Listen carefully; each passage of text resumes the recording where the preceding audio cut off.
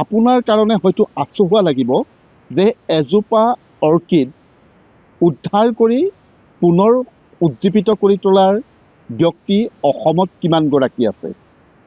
এনে এগৰাকী ব্যক্তি আছে যোৰহাটত, যিগৰাকী ব্যক্তিয়ে অসমৰ বিভিন্ন প্ৰান্তৰ পৰা মৃতপ্ৰায় হৈ পৰা অৰ্কিড উদ্ধাৰ কৰি আনি সেয়া ইতিমধ্যে সংৰক্ষণ কৰিছে আৰু প্ৰায় ৯,০০০ জোপা অৰ্কিড তেওঁ ইতিমধ্যে সংৰক্ষণ কৰিছে। মই আজি প্ৰায় ৩টা দশক ধৰি যিটো কাম কৰি আছোঁ বা 2013 চনৰ পৰা যিটো বিজ্ঞানসন্মত আৰু প্ৰণালীবদ্ধভাৱে কাম কৰি আছোঁ, সেইটো খুব চমুকে কোৱাটো বৰ কঠিন। তথাপিতো মই কৈছোঁ চমুকে আপোনালোকক, মই 2013 চনৰ পৰা অৰ্কিডবিলাক প্ৰণালীবদ্ধ আৰু বিজ্ঞানসন্মতভাৱে খুব কমটি জেগাত, মানে কপৌ ফুলৰ এখন জংঘল, এখন হাবি বা অৰণ্য কেনেধৰণে সৃষ্টি কৰিব পাৰি, তাৰে মানসেৰে আজিলৈকে মই কামত ব্ৰতী হৈ আছোঁ।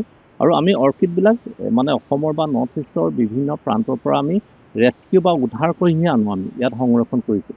আৰু এই সংৰক্ষণ কৰিছোঁ আৰু ইয়াত মই নিজেও বহুখিনি অৰ্কিড ইয়াত প্ৰপাগেশ্যন কৰি ইয়াত সংখ্যাবিলাক আমি সৃষ্টি কৰিছোঁ। আজি যিটো সংখ্যাৰ কথা কৈছোঁ আপোনালোকক, ৯,০০০ কপৌ ফুল ইয়াত আছে, সেইখিনি মই যথেষ্টখিনি ইয়াত মই নিজে প্ৰপাগেশ্যন কৰি ইয়াত সংখ্যাবিলাক বৃদ্ধি কৰিছোঁ। অৰ্কিডবিলাক সংৰক্ষণ কৰা মূল লক্ষ্য হৈছে আমাৰ যিটো জাতীয় ফুল ষ্টেট ফ্লাৱাৰ ৰিংকোষ্টিয়ালিছ ৰেটুচা, সেইটোহে ইয়াত সংৰক্ষণ কৰাৰ মূল লক্ষ্য আৰু উদ্দেশ্য।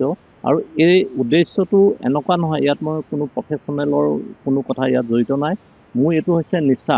মই খুব কপৌ ফুলবিলাক খুব ভাল পাওঁ কাৰণে মই সৰুৰ পৰাই প্ৰকৃতিৰ লগত জড়িত হৈছোঁ, ডাঙৰ দীঘল হৈছোঁ।